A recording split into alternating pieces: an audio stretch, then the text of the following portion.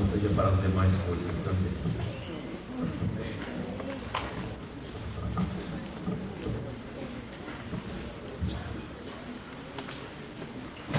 Ora, aquele que é poderoso para vos guardar de tropeçar e apresentar-vos diante a sua glória, imaculados e jubilosos, ao único Deus nosso Salvador, por Jesus Cristo nosso Senhor, glória, majestade, domínio e poder, antes de todos os séculos, agora e para todos sempre.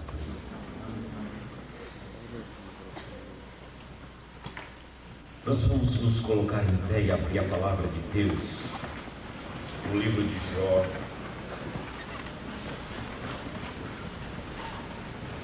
no capítulo 1,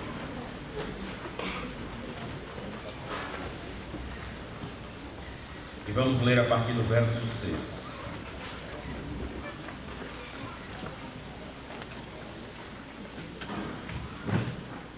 Jó 1, de 6 a 5. Ora, chegado o dia em que os filhos de Deus vieram apresentar-se perante o Senhor, veio também Satanás entre eles. O Senhor perguntou a Satanás: de onde vens? E Satanás respondeu ao Senhor, dizendo: de rodear a terra e passear por ela.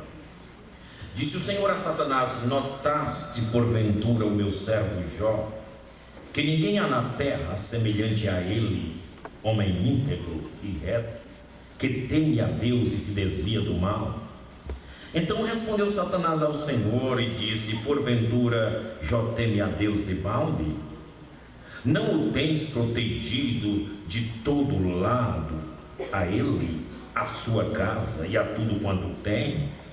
Tens abençoado a obra de suas mãos, e os seus bens se multiplicam na terra. Mas estende agora a tua mão e toca-lhe em tudo quanto tem, e ele blasfemará de ti na tua face. Ao que disse o Senhor a Satanás: eis que tudo que ele tem está no teu poder, somente contra ele não estendas a tua mão. E Satanás saiu da presença do Senhor. Capítulo 2. Chegou outra vez o dia em que os filhos de Deus vieram apresentar-se perante o Senhor, e veio também Satanás entre eles apresentar-se perante o Senhor. Então o Senhor perguntou a Satanás: de onde vens? Respondeu Satanás ao Senhor, dizendo: de rodear a terra, de passear por ela. Disse o Senhor a Satanás: notaste porventura o meu servo Jó, que ninguém há na terra semelhante a ele, homem íntegro e reto, que teme a Deus e se desvia do mal?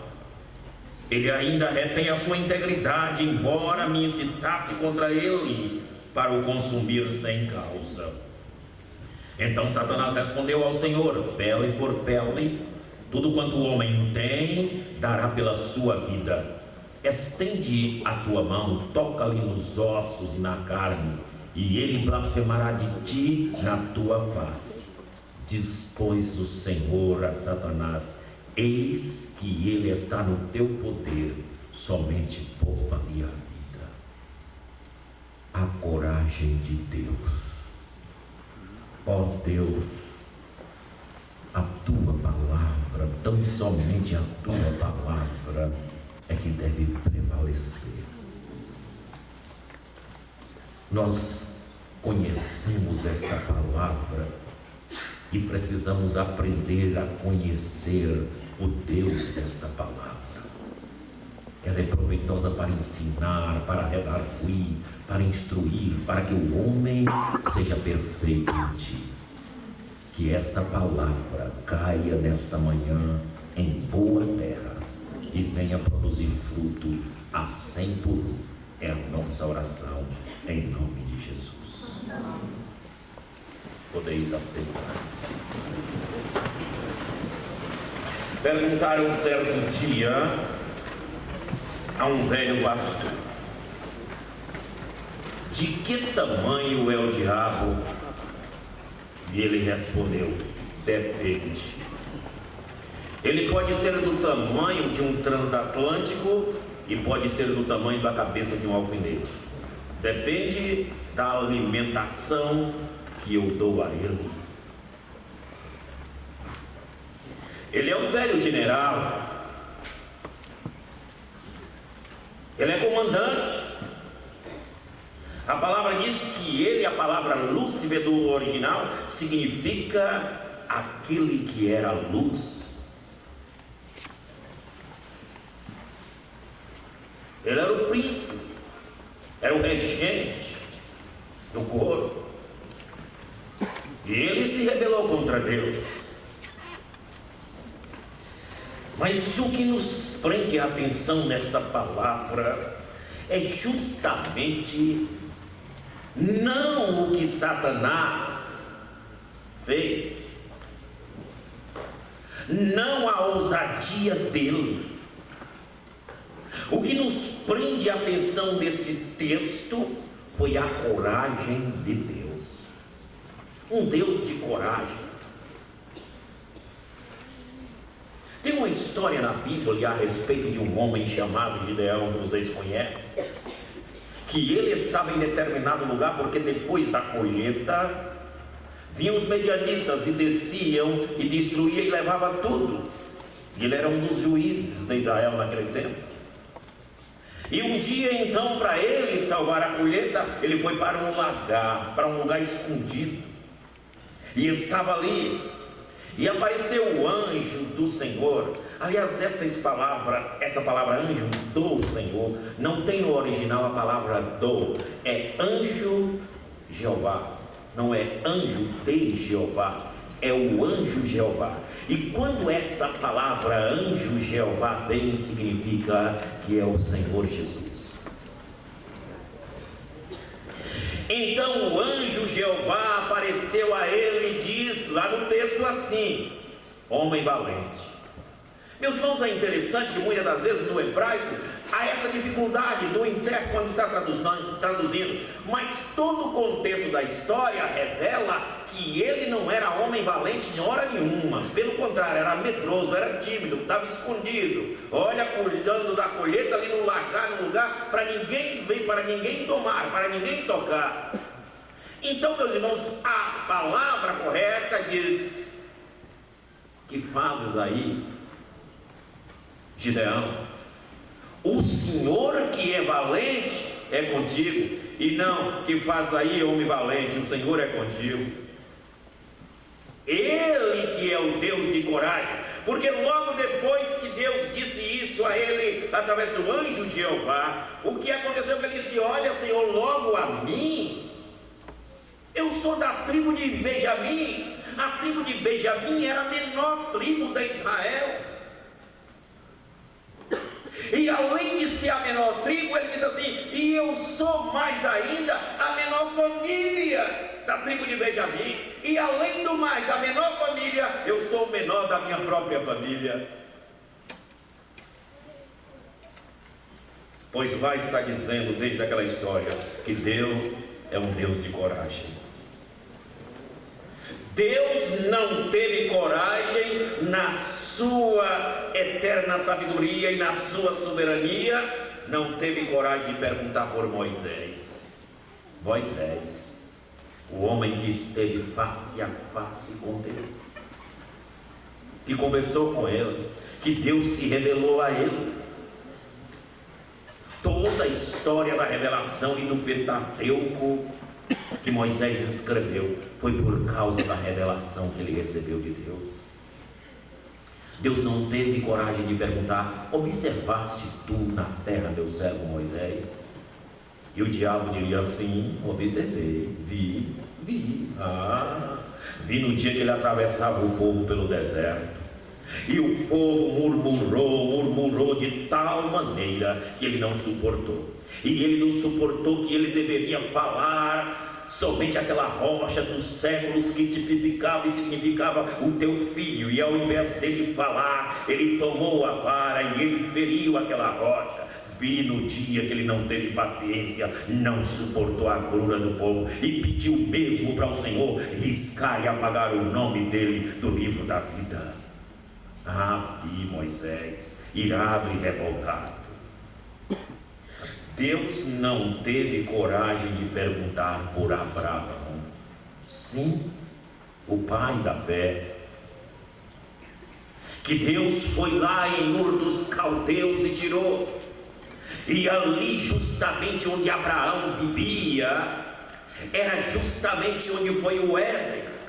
Foi ali que o diabo levou o homem a transgredir e a pecar. E foi dali mesmo, do lugar onde o homem caiu, que Deus, na sua sabedoria infinita, foi de lá do mesmo lugar onde o diabo jogou o homem por terra, a coroa da criação de Deus. Foi dali mesmo que Deus foi tirar Abraão e disse: pois você vai sair da tua terra, da tua parentela, para uma terra que mostra quê?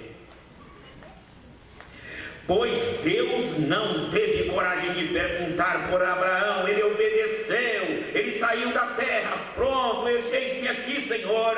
Mas quando o Senhor disse a ele com 99 anos, prestes a 100 anos, e a sua mulher Sara com 90 anos, ele, quando soube da notícia, ele não acreditou que ele seria pai de muitas gentes, de muitas nações. E ele achou engraçado, e a mulher dele ficou sorrindo atrás da porta. Por isso o Senhor botou o nome do filho deles, Isaque, que significa sorriso, porque eles sorriram, achavam que era impossível. Eu vi no dia que eles duvidaram da sua promessa. Deus não teve coragem de perguntar por Abraão, porque o diabo teria alguma coisa a acusar a Abraão. Vi no dia que o filho da promessa também, depois de crescido, entrou na terra e chamou a sua mulher e disse: vamos dizer para ele que é nossa irmã. Mentiu, porque ela é formosa, e pregou a mesma mentira do velho pai, que disse assim: vamos dizer a todos que você é minha irmã, Sara. E ele imitou o pai, fazendo o mesmo de Rebeca. Vi no dia que o pai fez isso, e também o filho fez a mesma coisa. Deus não teve coragem de perguntar por Davi, o homem segundo o coração de Deus.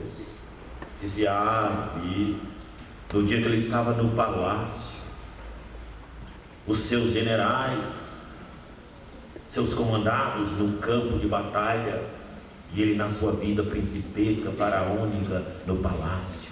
E eis que lá do seu terraço, ele viu a casa de frente uma mulher muito bonita que se banhava. E ele foi e usou aquela mulher e mandou matar o marido dela. Vi no dia que Davi fez isso. Eu vi. Deus não teve coragem de perguntar por Abraão. Deus não teve coragem de perguntar por Isaac.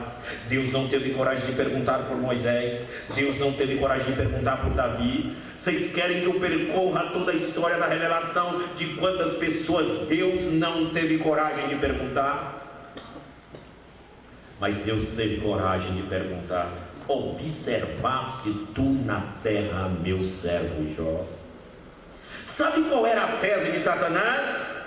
Sabe? Ele tem duas teses satânicas. É que pobre não pode servir a Deus. Quem tem muitos bens, quem tem muito dinheiro, quem tem muita posição, esse é fácil. Tem a vida principesca, faraônica, semelhante a Nabal. Esse pode. Sabe o que a Bíblia diz que Jó tinha? E ele também. Se vocês leem com cuidado o livro de Jó, sublinhando, vocês encontrarão coisas profundas, lindas. A Bíblia diz que por onde ele andava, ele tinha muitos amigos. E os amigos queriam andar em sua companhia. A Bíblia fala que ele era respeitado como juiz em sua terra. Era conhecido pela sua imparcialidade. A Bíblia diz que ele era um homem íntegro. Diz que ele era um homem de compaixão. Disse que ele era um homem resoluto, com um senso de justiça. Sempre que ele entrava no aposento, os jovens se mostravam cerimoniosos com a sua presença. Se nós estivéssemos no tempo de Jó, se Jó entrasse aqui no congresso, todos nós, olha, reverenciávamos a presença de Jó. A Bíblia diz que quando ele passava, os velhos se colocavam em pé diante dele, ninguém ficava sentado. A Bíblia diz que todos procuravam se aconselhar por ele, com ele. E quando ele falava, a Bíblia diz que todos davam ouvidos. A bem da verdade, em Uz, quando Jó emitia qualquer opinião, a Bíblia diz isso, sobre alguma coisa, não era preciso dizer mais nada. Jó em Uz tinha a palavra final. A Bíblia diz que naquele lugar todo mundo falava bem dele. Por isso que Deus perguntou: observaste tu na terra meu servo Jó? Não há ninguém temente, nem justo, nem íntegro como ele. O próprio Deus sabia disso e perguntou ao diabo. O diabo disse: é verdade mesmo, ele é. Mas eu tenho uma coisa: ele só é justo, íntegro, bom. Todos falam bem dele aqui nesse lugar. Irmãos, se Deus perguntasse por mim e por vocês, se eu tivesse a coragem: observaste tu na terra minha serva, fala um nome para mim aqui, hein? Maria? Eu devo ter uma centena de Marias, né? Observaste tu na terra Alaído, o nome como é o nome dele? Do nosso presidente? Alaide? Alaide ou Alaído? Observaste tu na terra meu servo Alaído? O que o diabo ia dizer? Você já perguntou a você mesmo o que ele diria?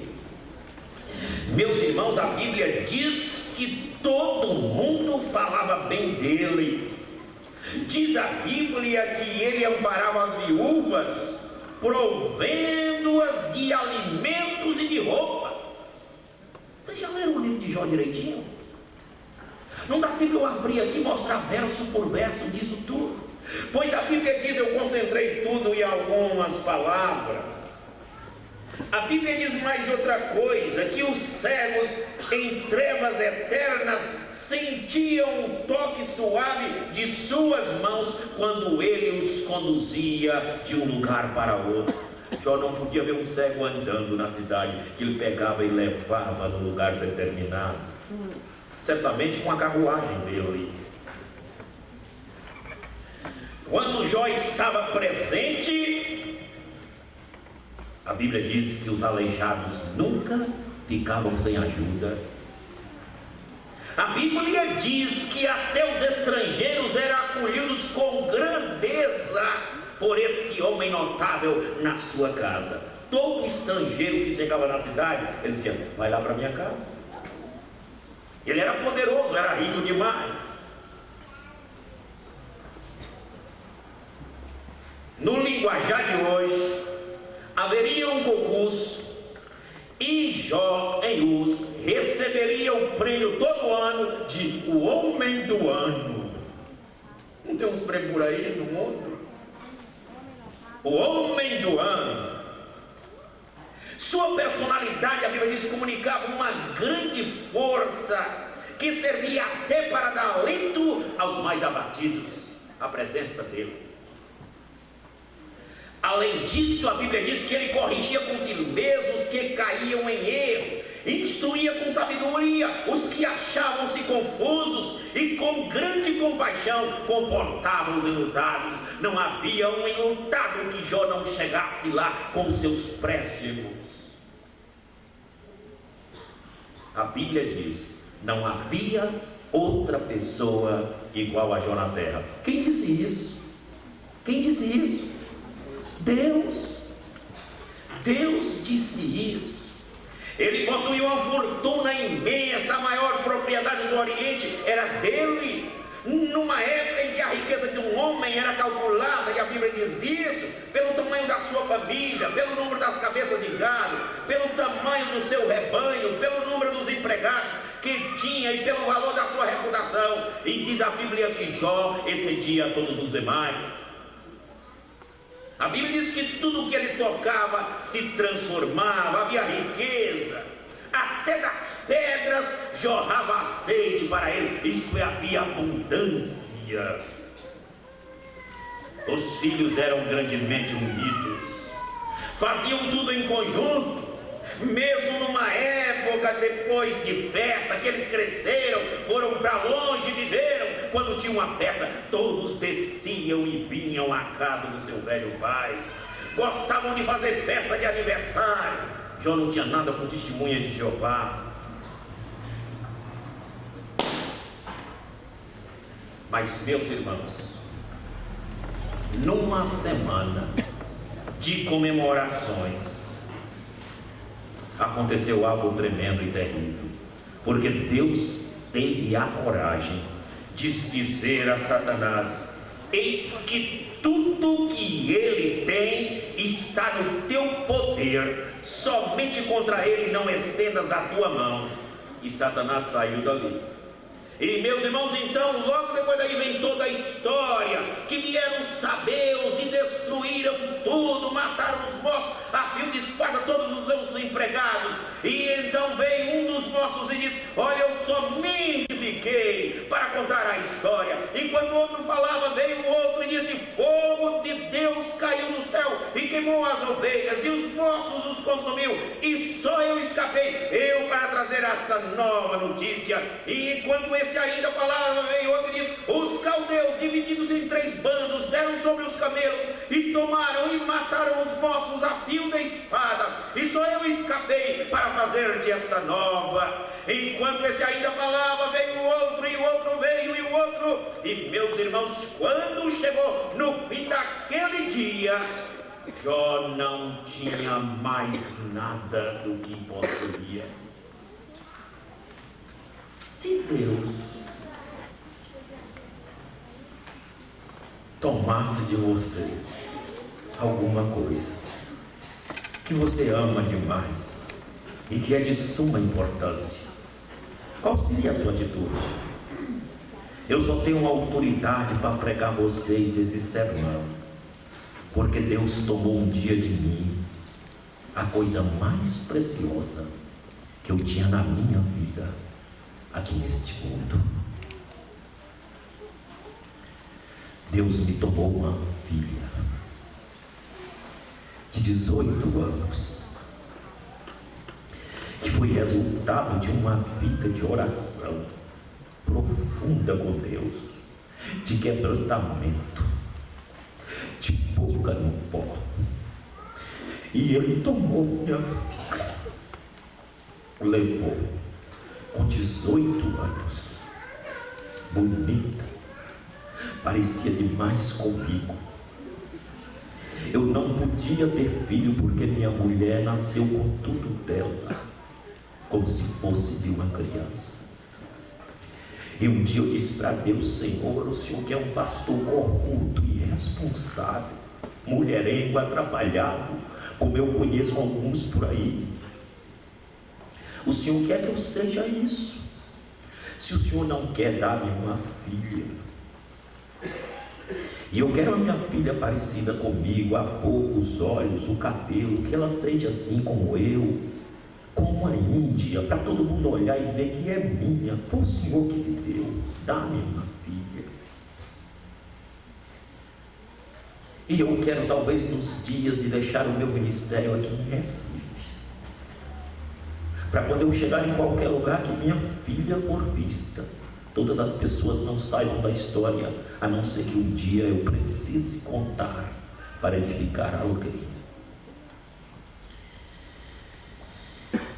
E eu recebi um convite para vir a Salvador pregar, e eu fui pregar nessa igreja que hoje eu sou pastor há 22 anos, já completando 23 anos. Eu era menino amarelo, buchudo naquele tempo, pequeno, novo, com 20 e poucos anos de idade. E quando eu entrei naquela igreja, que sentei no primeiro banco para orar, o Espírito de Deus me disse: você será o pastor desta igreja. E eu tomei um susto muito grande. Quando eu estou ali sentado, uma irmã chegou, bateu no meu ombro. Eu abri os olhos e disse: pastor, irmão, o senhor veio pregar hoje aqui? Ele disse: sou sim. E o senhor vai ser nosso pastor? Eu disse: vou sim, minha irmã. Ela disse: aleluia. Depois eu lembrei que eu não podia dizer para aquela irmã, porque Deus falou comigo, e não sei se havia falado com ela. Eu recebi o convite, voltei para Recife. Aquela oração que eu fiz a Deus foi porque nós tínhamos dentro de casa um casal de codorna, e o casal de codorna servia de sublimação. Eram nossos filhos. Eles comiam conosco à mesa. Na hora de dormir, a gente levava eles, dormiam conosco debaixo da coberta. Está vendo o que um pastor grande faz? Desse tamanho, uma besteira dessa. Mas nós tínhamos um casal de codorna, eram nossos filhos. Eu ia sentar para ler a Bíblia, ele ficava juntinho ali. Eu botava aqui, eu cheirei para ele, ele ficava lá. E eu leio a Bíblia. Um dia um feliz de um gato entrou lá em casa e comeu ele nossas codornas. Quando eu chego em casa, minha mulher está aos prantos, chorando, assim, de uma maneira aterradora. Eu disse: minha filha, o que foi que houve? Eu pensei que foi minha mãe que havia morrido, a mãe dela, ou o pai, alguém nosso. Disse: minha filha, por que você está chorando? E ela soluçava, abraçada comigo, não parava de chorar. Eu disse: o que foi que houve? Ela disse: o gato. Eu disse: que gato, minha filha? O gato. Que gato, minha filha? O gato. Ela não podia dizer outra coisa. O que foi que houve? O gato comeu nossas codornas. Eu disse: mas minha filha, como é que você chora tanto por causa de uma coisa dessa? E lá está eu chorando também. Foi naquele dia, quando ela foi lá para o quintal, pegou a enxada e cavou e sepultou, não sei se pode chamar sepultou, né?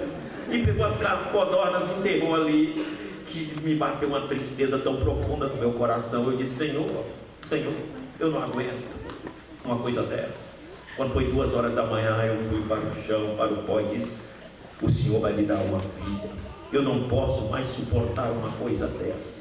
O Senhor sabe como eu e ela amamos a criança. Porque o Senhor faz uma coisa dessa comigo. Quando eu estou então voltando a Recife,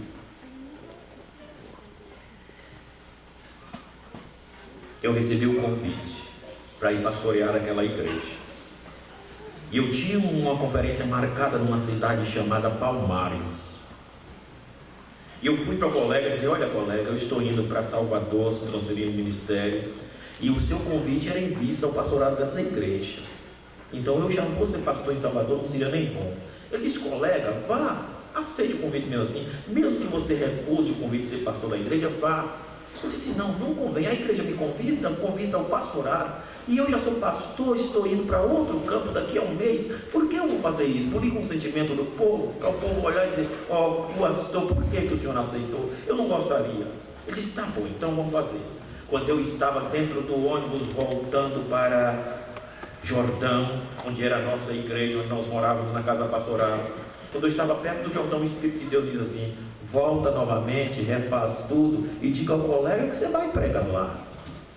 Mas meu Senhor, que complicação. Eu disse para o colega que eu não ia, agora eu volto com essa cara lambida minha para dizer a ele que o Senhor quer que eu faça.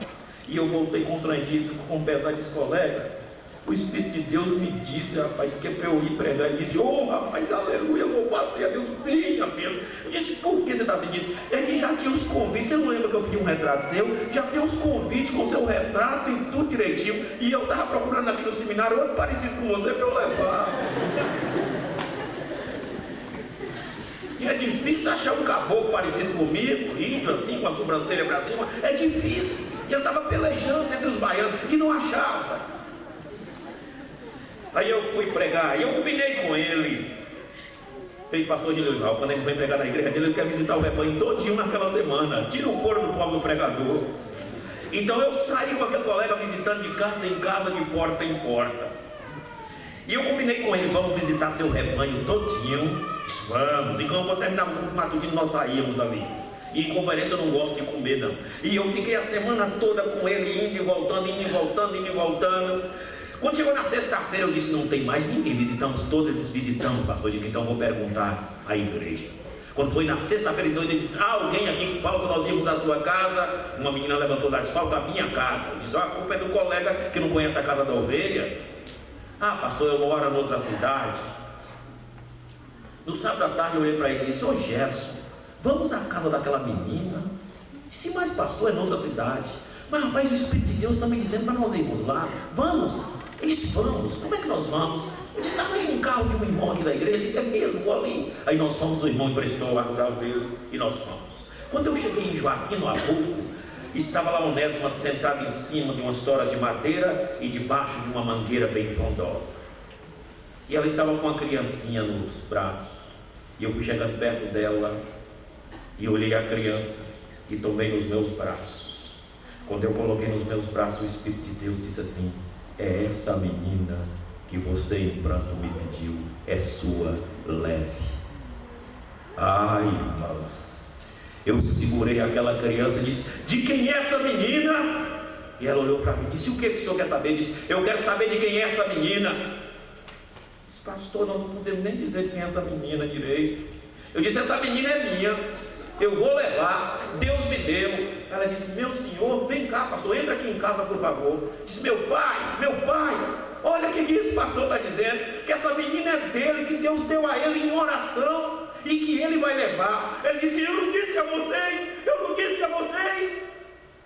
Pastor, essa menina é filha de um irmão da minha mulher, que aqui no Canavial, ela praticou algo tremendo com uma das empregadas, e essa menina nasceu, e ela ia doar uma meretriz aqui da rua, e as meninas, minhas filhas, começaram a chorar que não fizesse isso, que era sangue nosso, que elas eram tias, por que eu ia fazer uma coisa dessa? E eu fui resistir essa menina como tutor 3 vezes no cartório da cidade. Quando eu chegava lá, que pegava na caneta, o Espírito de Deus dizia para mim: não faça isso, que eu tenho algo melhor para essa menina. E eu voltava, não fazia, minha mulher e minha filha caíam em cima de mim, que era porque eu tenho alguma coisa, e eu não queria dar nome à menina, porque um dia ela podia fazer parte da herança. E eu dizia: não, minha gente, é Deus que tem falado a mim. E Deus falava isso a ele enquanto eu estava orando cá.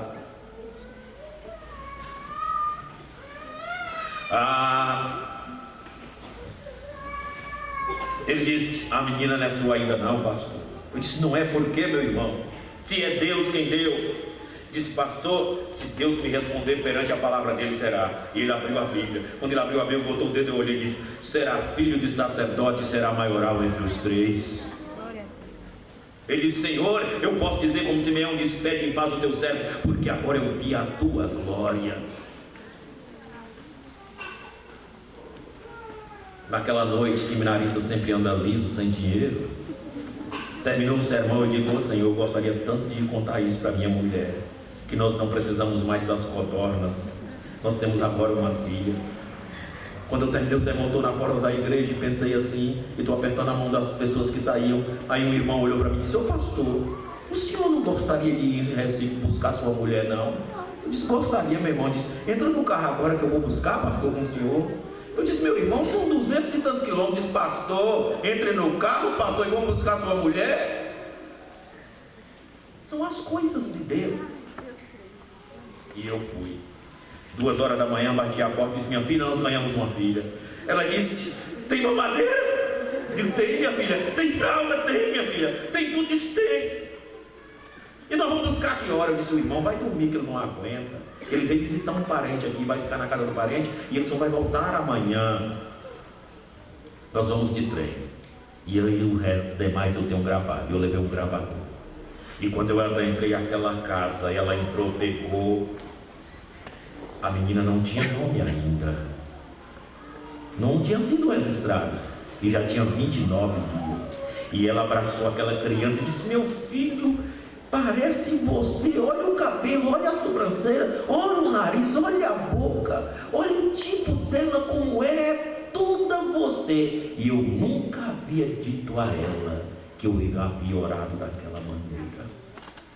Fiquei calado com Deus. E então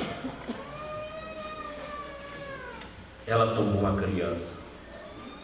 Quando eu cheguei em Recife na segunda-feira, tinha um telegrama que a zeladora recebeu e assinou por mim: Pastor Carlos, nós estamos enviando o dinheiro da passagem, da transferência, da mudança, para o senhor vir embora para Salvador. No dia de eu deixar o meu ministério em Recife, conforme eu disse ao Senhor em oração. Mas eu agora já estava com a filha pequena, não estava mais no plano, e eu todo atrapalhado como pai, e ela mais atrapalhada ainda como mãe, que eu não sabia como é que fazia. E só: minha filha, fica aqui tomando um curso aí com as irmãs da igreja, aprendendo, para quando chegar em Recife, nem eu nem você passarmos vergonha, e eu vou à frente. Pois essa filha, todos os dias quando ela pegava no sono,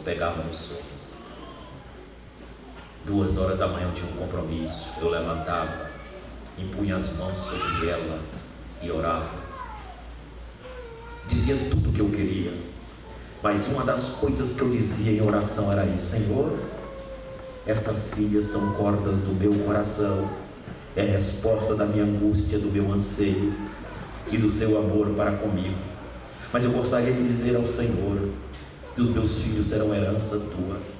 Se algum dia o Senhor notar que minha filha vai desviar dos seus santos caminhos, Senhor, eu não posso conceber que eu sou pastor, estou na igreja pregando para os meus 400 e tantos jovens, e minha filha esteja lá no mundo. Eu não posso admitir isso. Senhor, então, se uma coisa dessa vai acontecer, o Senhor me leve antes de eu perceber isso, ou então que o Senhor leve a minha filha, mas não permita que eu passe por isso, Senhor. Meus irmãos, minha filha cresceu, virou uma exímia regente, amava a música, trabalhava.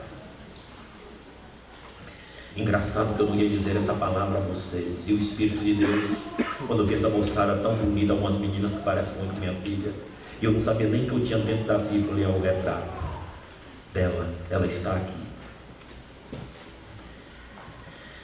Nós temos uma sobrinha que nós criamos junto com ela, Adriana, e a Adriana era como se fosse irmã dela. Ela era sozinha dentro de casa e a Adriana veio morar conosco, e é médica.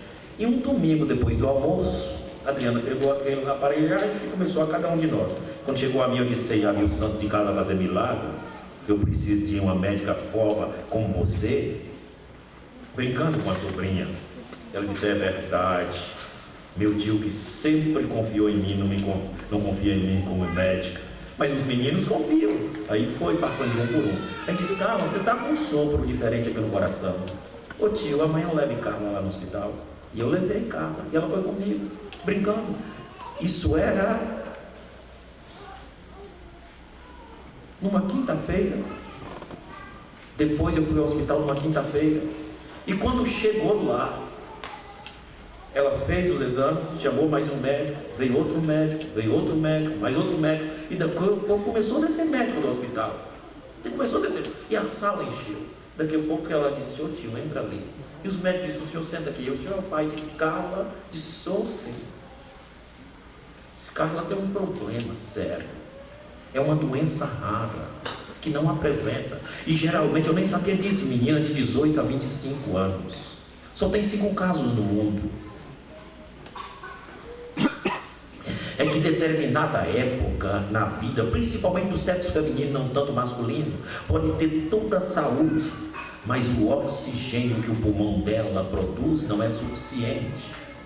Então o coração dela palpita, trabalha muito mais forte, e em proporção que ele vai trabalhando, olha, nos lugares das artérias, vai enrijecendo, vai endurecendo. Então a sua filha pode estar aqui, olha, ela é o que? Eu disse: o que ela faz? Eu disse: pois ela pode estar na frente da igreja, quando ela suspender a mão assim, nesse gesto, ela ali. O senhor deixa aqui para fazer todos os exames? Deixo sim. E eles começaram a fazer todos os exames dela. Quando foi no domingo de manhã, ela não foi à igreja, e o povo começou a perguntar: pastor, cadê Carla? Pastor, cadê Carla? Pastor, cadê Carla? Que quarta-feira estava aqui, cadê Carla?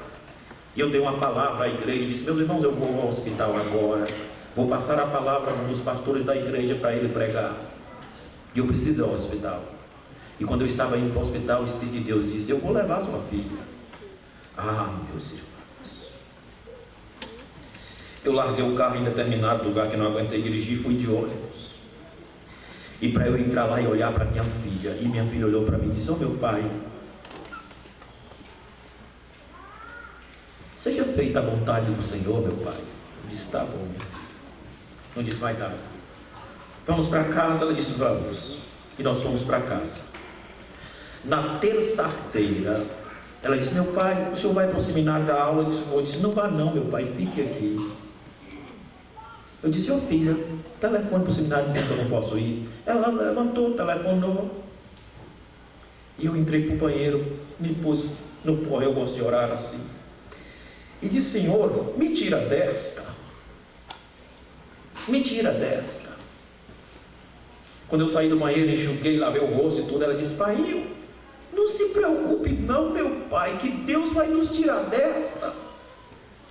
Aí eu chamei a mulher e disse: "Minha filha, Deus vai levar nossa filha agora confessando conosco." Ela disse: "Não vai fazer isso, pai." "Minha filha, ele falou para mim agora." E ela confirmou. Ela disse: "Pai, eu estou me sentindo tonta." Eu disse: "Vamos ir para o hospital do nosso evangelho, minha filha?" Eu disse: "Vamos, pai." Aí ela tentou assim, caiu, eu peguei nos braços. A mãe correu, abriu o carro. Quando abriu a porta do carro, que a mãe sentou, eu botei no colo. Ela disse: "Painho, mainha." Fechou os olhos e nunca mais abriu. Se Deus fosse tomar de você a coisa mais importante da sua vida, qual seria a sua atitude para com Ele? Pois então, nisso tudo eu aprendi como Jó a temer ao Senhor e a dizer: "Senhor, se alguma coisa o Senhor quer." Pergunto: se Deus esta manhã perguntasse: "Observaste tu na terra meu servo Chico?" de que ele acusaria você? O que ele diria? Vi no refeitório. Ah, vi.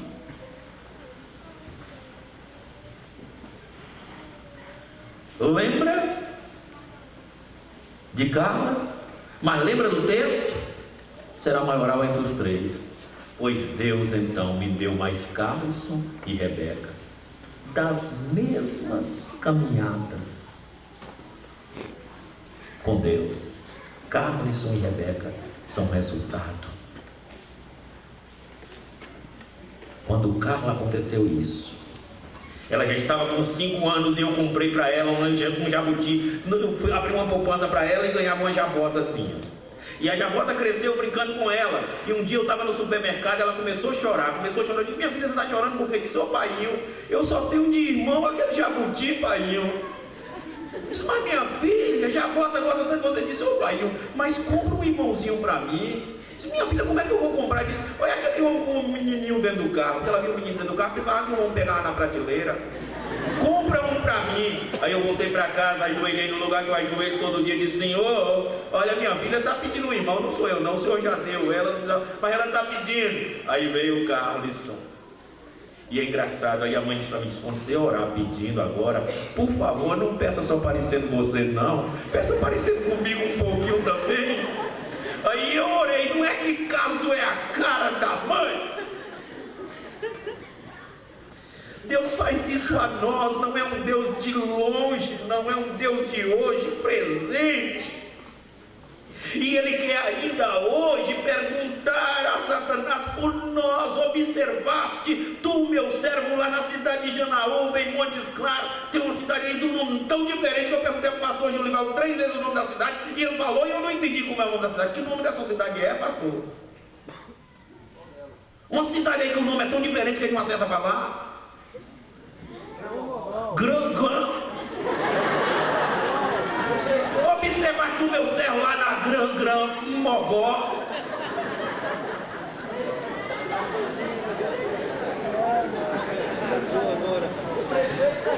Ô prefeito, seja bem-vindo.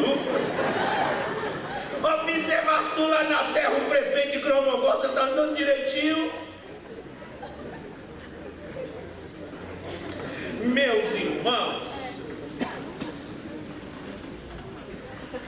interessante. Eu tive uma luta muito grande com Deus, porque eu sou muito emotivo e eu não queria sair daqui. Disse, quem é aquele pastor baiano que só faz chorar?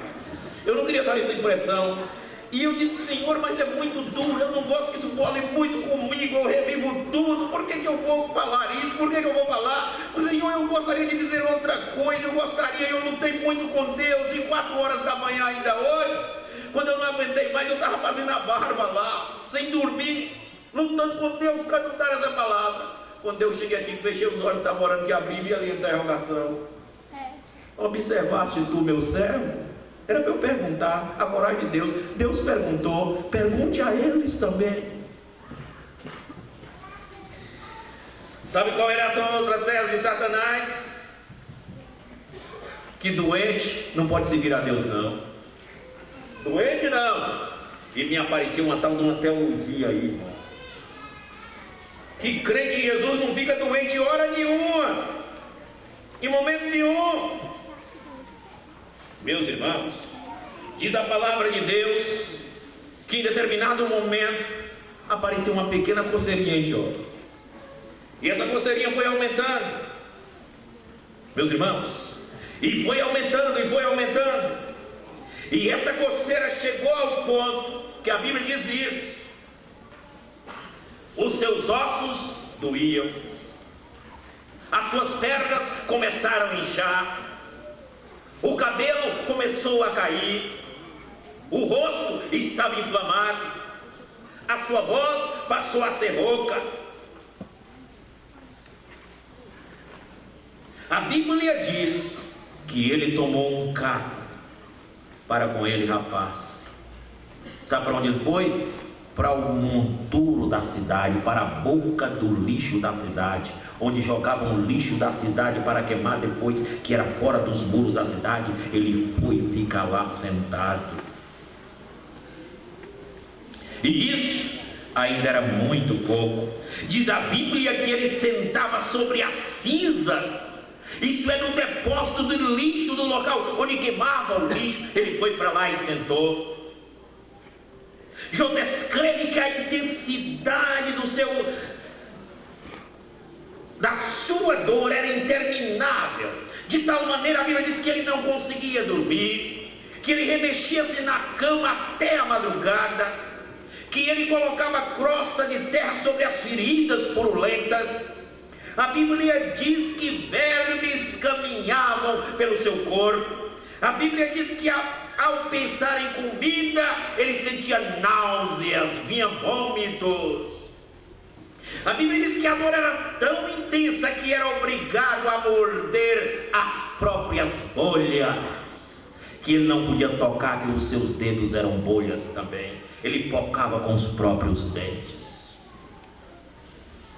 A Bíblia diz que nada aliviava a sua dor e a sua coceira, que tinha os olhos inchados e vermelhos de chorar. Além disso, eles estavam escuros e fundos por falta de dormir. A Bíblia diz que seu corpo estava encarquilhado e enrugado. A Bíblia diz que ele se encontrava exausto e sozinho. A Bíblia diz que seu hálito cheirava mal, que ele respirava com dificuldade. A Bíblia diz que ninguém mais queria falar com ele. E em tudo isso a Bíblia diz que ele não pecou. Que coragem de Deus! Um Deus de coragem. Irmãos, o diabo não teve nada para acusar a Jó. Nada. De que ele teria que nos acusar? Irmãos, se eu fosse gastar amanhã aqui, mas só para nós termos uma ideia, ele ia nos acusar da nossa omissão. A começar da gente, pastores, muitas das vezes. O presidente de vocês telefona lá para casa toda hora, perguntando se eu venho. Aí depois pergunta, vem cá, mas os pastores da região têm o costume de enganar vocês, promete, não vai, não cumpre. Que negócio é esse, rapaz? Eu disse a você que vou, acabou, não telefona mais não. E todo dia ele telefonava, tem bonzinho que só ele. E minha mulher dizia assim, disse: olha meu irmão, você não encontra meu marido aqui, ele sai todo dia 5 da manhã, volta 11 da noite. É porque 5 da manhã eu tenho um compromisso com o Senhor. Todo dia 5 da manhã eu chego no gabinete, todo dia 5 da manhã eu preciso chegar lá, que eu preciso de ler a palavra, e eu estou cumprindo isso com o meu Senhor. Eu prometi ao meu Senhor que de 3 em 3 meses eu leio a Bíblia toda. Então eu tenho que cumprir isso, não posso ser omisso. Eu tenho que, a proporção que eu amo esse Deus, eu amo a palavra desse Deus. De que ele vai nos acusar? Da nossa hipocrisia? A moçada nossa marcou um culto de louvor especial. De vez em quando se juntar um louvorzão, louvorzinho. Culto de louvor é louvor, irmãos, acabou. Não tem louvorzinho não, é culto de louvor. E quando eu cheguei, ela estava lá falando: o nosso general é Cristo, o nosso general é Cristo. Eu digo: rapaz, a coisa está boa mesmo, que lindo, que maravilhoso. Aí chamei todo mundo, estava marchando ali na frente, e disse: olha, vamos durante essa semana com seu pastor ajudar um dos campos missionários, que lá ninguém conhece Jesus, vai te marchar naquela rua de ponta a ponta. Eu disse: pastor, eu digo: não, vamos para lá. Não quis ninguém. Eu disse: essa semana vai ter um feriado aí, vamos marcar uma noite de vigília. Pai me disse: pastor, noite de vigília. Eu disse: vamos campinar um terreno que a gente tem ali, lá na ilha, porque vai ser o retiro da igreja. Eu disse: pastor, não dá também não. E o nosso general é Cristo. Quer dizer, só para cantar, só na hora de cantar. Não quer ir de casa em casa, não quer ir de porta em porta, não quer pegar o facão para ir com o pastor capinar o terreno que vai ser o retiro deles amanhã, lá na ilha de Itaparica. Não querem ir. E não querem ir para a noite de vigília, marchar com o povo ali na vigília, com o joelho na terra. Não quer. Irmãos, nosso modismo. Eu fui pregar num congresso, que eu prego demais no congresso da moçada da Bahia. E eu estava sentado assim, e um menino estava junto de mim. E quando eu olhei, a mão do menino estava roxa. Eu olhei assim e disse: meu filho, o que tem em sua mão? Ele estava com a manga da camisa assim. Aí eu suspendi, que olhei. Mas eu estava com a mão, com o braço cheio de borrachazinha dessa de dinheiro enrolado, prendendo a circulação, e a mão roxa, a ponta dos dedos aí roxeando. Eu digo: meu filho, quer estar com isso? Vai dar gringueda, meu filho. Por que você está usando essas borrachas? É que seu pai tem muito dinheiro da calça? Eu disse: não, pastor, eu vi Roberto Carlos cantando e tinha umas borrachas no braço, eu também botei no meu.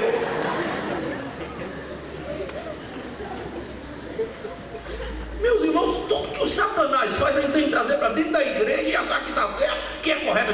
Tira essa infelicidade, essa borracha da mão. E eu sempre tenho um chaveiro que é uma tesourinha. Aí eu cortei as borrachas, o menino voltar à circulação, e o braço, ia perder o braço. Porque viu um dia Roberto Carlos, mas aquela borracha que Roberto Carlos estava no bolso, foi uma pilha de dinheiro que ele recebeu de algum cachê, e na hora tirou e esqueceu de botar a borracha aqui, e foi no braço. Meus irmãos, a nossa maledicência, ele nos acusaria o nosso linguajar. Eu fui para um congresso, e numa noite, eu estava deitado assim, meditando. Eu ia dar uma palavra de manhã, e estou vendo assim, do lado da porta do meu quarto, era uma área muito grande, em Jabaquara, e tinha uns rapazes conversando. Ah, bicho, você não sabe de nada, cara. Aquela mulher quem vai pegar sou eu. Disse: eu vou pegar aquela outra mulher. Que mulher aquela, rapaz? Mas eu vou tirar um sarro com aquela mulher. Eu escutei aquilo aqui e disse: oh, gente, deixaram o portão aberto e os ímpios da cidade tudinho entraram para aqui. Meus irmãos, eu suspendi a janela assim, botei a cara de fora assim. Quando eu olhei, disse: pastor, o senhor cortou nosso barato. O linguajar de moço crente. Não saia da vossa boca nenhuma palavra torpe. A boca fala do que o coração está cheio. A Bíblia diz que o falar de Jó, todos respeitaram, a opinião dele era aquilo. Meus irmãos, o nosso descompromisso palavra de Deus, eu aprendi uma coisa: o tamanho do meu amor a Deus deve ser do